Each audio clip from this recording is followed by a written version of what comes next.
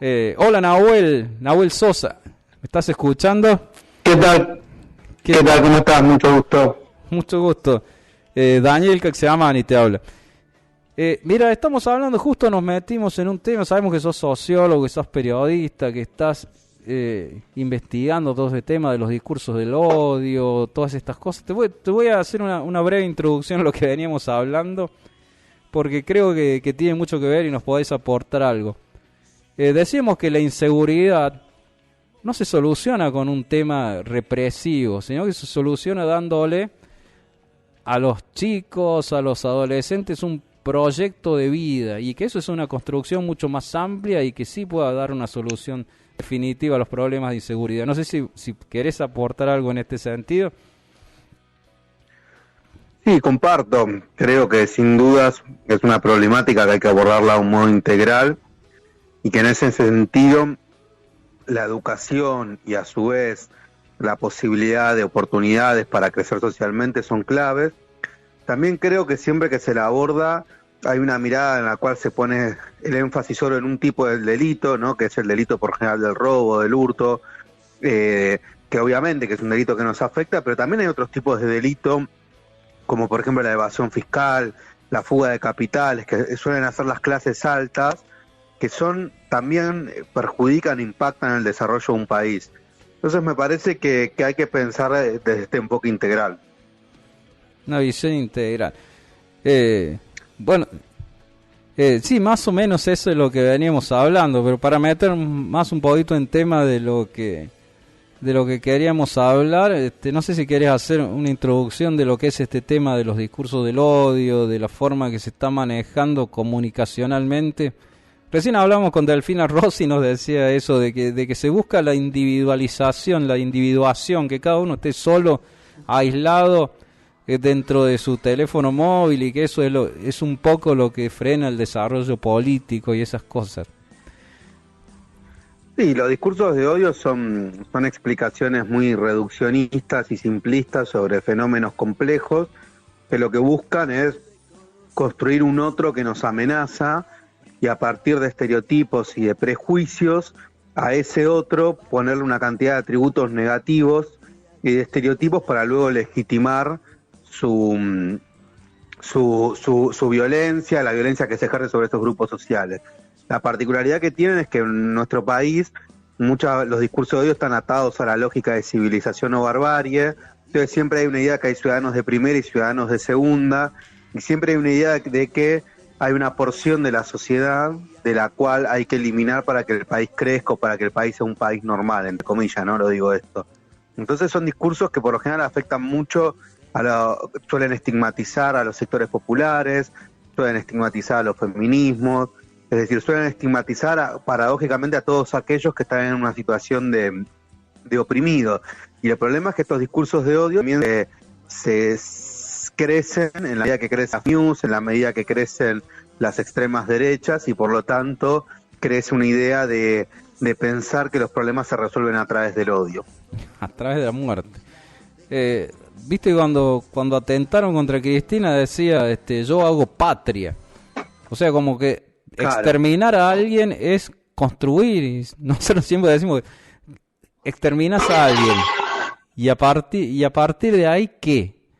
O sea, si hubiera tenido éxito, o si en algún caso tenés éxito en exterminar, a partir de ahí, ¿qué? Si no hay un proyecto de crecimiento, como si como si la solución, como si la película terminara ahí. Sí, porque me parece que el punto es que estos discursos son discursos, valga la redundancia, es decir, tienen una construcción simbólica, pero también tienen efectos materiales, tienen efectos concretos, ¿no? Uno, por ejemplo, cuando ve lo que pasa con las extremas derechas en Europa, ve que gran parte de las nuevas camadas de extrema derecha luego pasan a la acción, prenden fuego a inmigrantes, atacan supermercados de personas por su color de piel, es decir, no solamente discursos. Si le decimos discursos de odio, son construcciones simbólicas que luego tienen efecto en la práctica, en las acciones concretas. Sí, y muy negativas, por cierto. Dice, Por supuesto. estigmatizante, comentan acá siempre, porque yo estoy transmitiendo también en vivo por TikTok, así que te voy a leer algunos comentarios. Es estigmatizante, siempre lo mismo, no se les cae una idea. Yo creo que hay muchas ideas y que precisamente que lo que estamos diciendo es que tiene que haber una construcción desde lo positivo, que al que no se le cae una idea es el que cree que esa es la finalidad. Sí, sin duda, son profundamente estigmatizantes y yo le agregaría algo más, o sea, con el intento de magnicidio a Cristina se rompió el pacto democrático en nuestro país, es decir, nosotros teníamos un gobierno muy fuerte desde la vuelta a la democracia que fue roto con ese intento de magnicidio, entonces me parece que este es un momento, nuestro país cumple 40 años de democracia en el cual tenemos que discutir cómo defendemos y sobre todo cómo profundizamos la democracia para los próximos años, ¿no? Creo que ahí hay una tarea muy importante que es cómo se le disputa estos discursos de odio. Y sin duda a estos discursos de odio no se los disputa con más odio, porque el odiador siempre va a buscar que su víctima odie, sino que por el contrario se los tiene que disputar a partir de recuperar la idea de democracia como práctica social, de recuperar la idea del cuidado, de recuperar la idea que el otro es un par, y me parece que con muchas políticas que pongan en el centro los efectos negativos que luego tienen para la sociedad este tipo de discursos. ¿Qué opinas, por ejemplo, de las declaraciones de Rosencrantz, donde decía, tiraba en contra esto de que en cada necesidad nace un derecho, y decía que la justicia tenía que actuar en contra de los populismos? Por ejemplo, si desde la justicia misma, que se supone que tiene que tener una mirada imparcial, ya están trabajando políticamente en beneficio de los grupos de poder. No sé si lo ves así.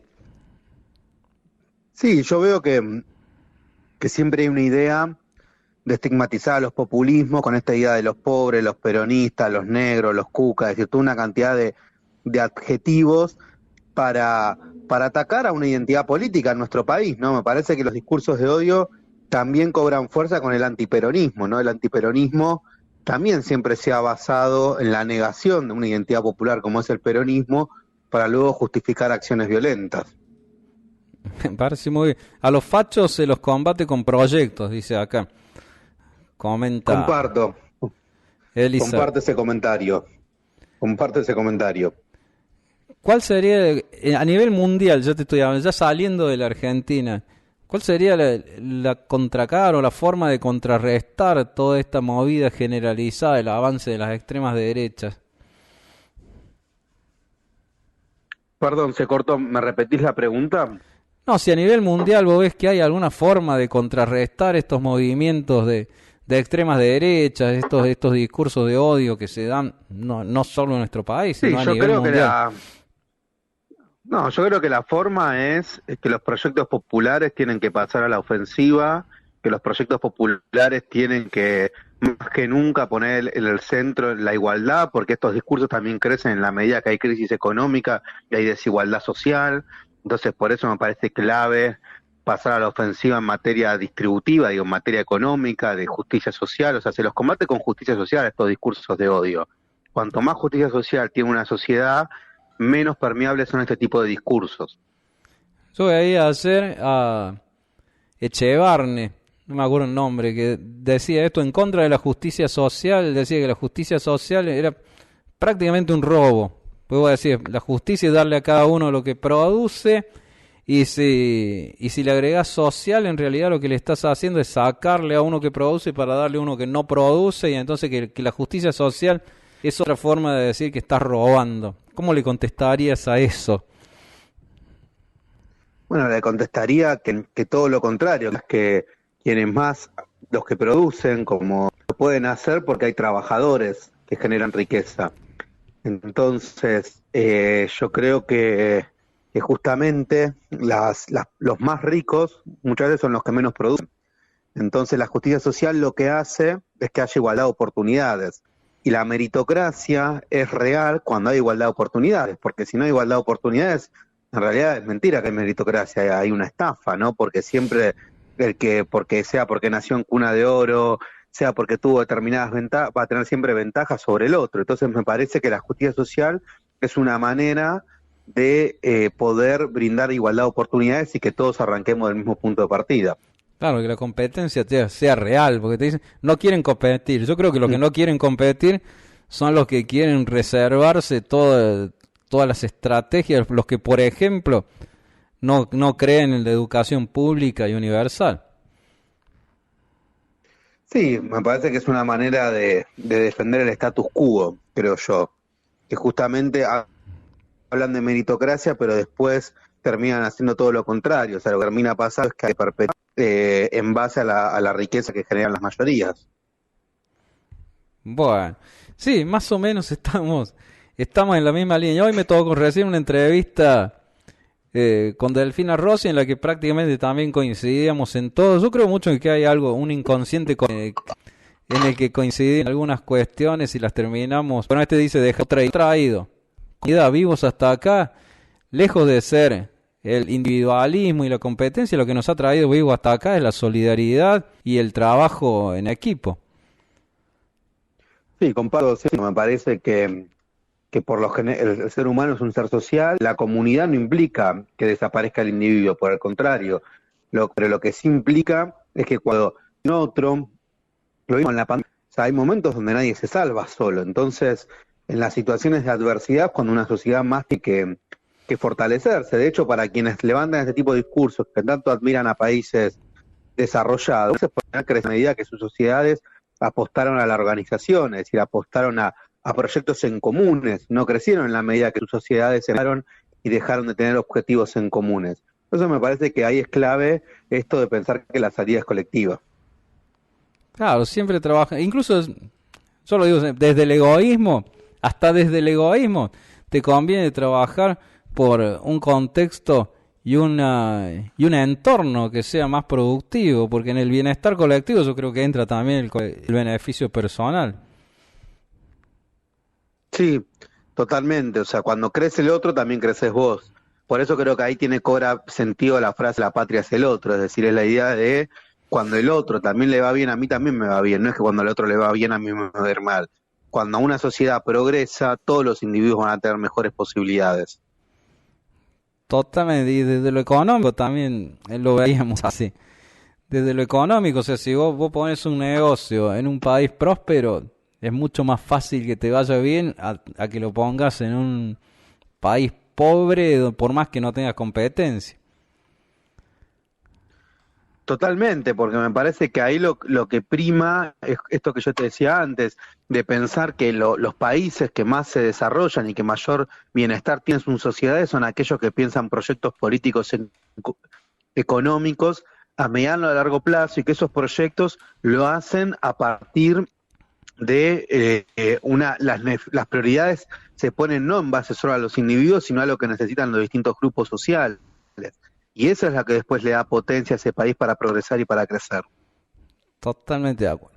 Bueno, te agradezco muchísimo. Me habías dicho que tenías un límite de tiempo, así que te agradezco. O sea, es un gusto hablar con gente con la que coincidimos al 100%, a pesar de que acá me están bardeando con todos los mensajes.